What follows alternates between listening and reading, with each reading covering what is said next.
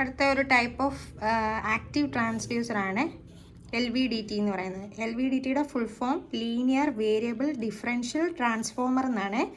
ഇത് ക്വസ്റ്റ്യൻ ചോദിച്ചിട്ടുള്ളതാണ്. LVDTയുടെ full form linear variable differential transformer ആണ് കേട്ടോ. അപ്പോൾ എന്ത് ചെയ്ത് ട്രാൻസ്ഫോമർ പോലെ ട്രാൻസ്ഫോമർ ആക്ഷൻ വഴിയാണ് ഔട്ട്പുട്ട് തരിക. ഓക്കെ, അപ്പോൾ ഇതാണ് LVDTയുടെ കൺസ്ട്രക്ഷൻ്റെ ഫിഗർ. എന്താണ് ഇതേപോലൊരു സോളിനോയിഡ് ആണ് അല്ലേ, അതിനകത്ത് വൈൻഡിങ്സ് ചുറ്റി വെച്ചിട്ടുണ്ട്. അപ്പോൾ 2 ടൈപ്പ് വൈൻഡിങ് ആണുള്ളത്. പിന്നെ അതിൻ്റെ അകത്ത് ഒരു മൂവബിൾ കോറും ഉണ്ട്, നീക്കാൻ പറ്റുന്ന ഒരു കോറ്. ഓക്കെ, അപ്പം ഒരു പ്രൈമറി വൈൻഡിങ്ങും 2 സെക്കൻഡറി വൈൻഡിങ്ങും ഉണ്ട്, സെക്കൻഡറി 1 സെക്കൻഡറി 2. ഓക്കെ, അത് ഇങ്ങനെ സീരീസ് ആയിട്ടാണ് കണക്ട് ചെയ്തിരിക്കുന്നത്. കണക്ട് ചെയ്തിരിക്കുന്നത് എങ്ങനെയാണെന്ന് ചോദിച്ചാൽ ഒന്നിലുണ്ടാകുന്ന EMF മറ്റേതിനെ ഒപ്പോസ് ചെയ്യുന്ന രീതിയിലാണ് ഇതിനകത്ത് ഈ സെക്കൻഡറി വൈൻഡിങ്സ് തമ്മിൽ കണക്ട് ചെയ്തിട്ടുണ്ടാവുക. പ്രൈമറിയിലാണ് നമ്മൾ സപ്ലൈ കൊടുക്കുക. ഓക്കെ, സീരീസ് ഒപ്പോസിഷൻ കണക്ഷനാണ് സെക്കൻഡറി 1ഉം സെക്കൻഡറി 2ഉം തമ്മിൽ.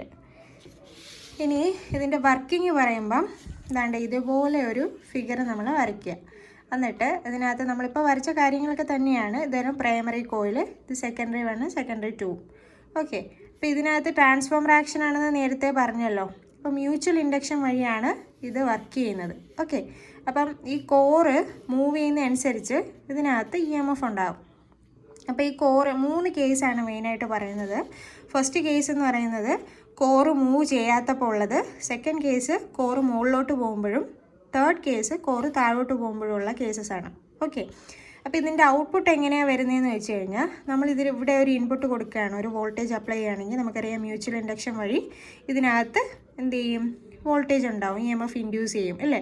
അപ്പോൾ ഈ ഔട്ട്പുട്ട് വോൾട്ടേജ് എന്ന് പറയുന്നത് E1 - E2 എന്നുള്ള രീതിയിലായിരിക്കും ഇത് കണക്ട് ചെയ്ത് വെച്ചിട്ടുണ്ടാവുക. ഓക്കെ, അപ്പോൾ ഫസ്റ്റ് കോറ് മൂവ് ചെയ്യുന്നില്ല, കോറ് ഒരു ഫിക്സഡ് പൊസിഷനിലാണ് ഇരിക്കുന്നതെങ്കിൽ ഇവിടെ നമ്മൾ കൊടുക്കുന്ന EMF ഇപ്പുറത്ത് ഇൻഡ്യൂസ് ആവും, E1ലും E2ലും ഇൻഡ്യൂസ് ആവും. ഓക്കെ, അപ്പോൾ എന്ത് ചെയ്യും, ഇത് രണ്ടും ഈക്വലി ആയിരിക്കും. അതായത് E1 = E2 ആയിരിക്കും, EMF ഇൻഡ്യൂസ് ചെയ്യുന്ന EMF.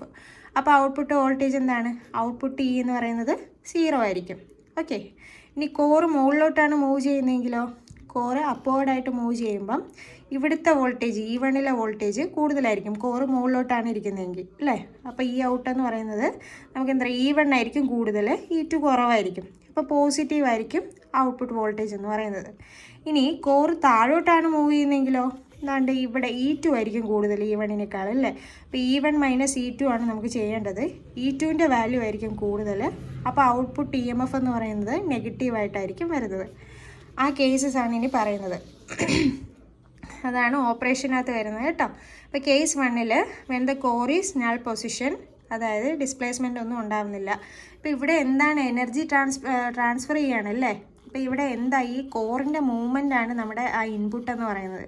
ഡിസ്പ്ലേസ്മെൻ്റ് ആണ്, കോറിൻ്റെ ഡിസ്പ്ലേസ്മെൻറ്റിനെയാണ് ഔട്ട്പുട്ടിൽ എനർജി ആക്കി, ഇലക്ട്രിക്കൽ എനർജി ആയിട്ട് ഇവിടെ കൺവേർട്ട് ചെയ്യുന്നത് കേട്ടോ. അപ്പോൾ ഫസ്റ്റ് പോയിന്റ് ഇത്രയും കൺസ്ട്രക്ഷൻ പറഞ്ഞിട്ട് അതും കൂടി പറയണം. കോറിൻ്റെ displacement of core is converted to എന്താണ്, ഇലക്ട്രിക്കൽ എനർജി. ഓക്കെ, അപ്പോൾ ഈ ട്രാൻസ്ഡ്യൂസർ അങ്ങനെയാണ് ചെയ്യുന്നത്. അപ്പം ഡിസ്പ്ലേസ്മെൻറ്റ് കോറിന് ഡിസ്പ്ലേസ്മെൻറ്റ് ഒന്നും ഇല്ലാത്ത കേസാണ് ഫസ്റ്റ് വൺ. അപ്പോൾ എന്ത് ചെയ്യും, core is at null position, then the flux linking with both secondary winding is equal.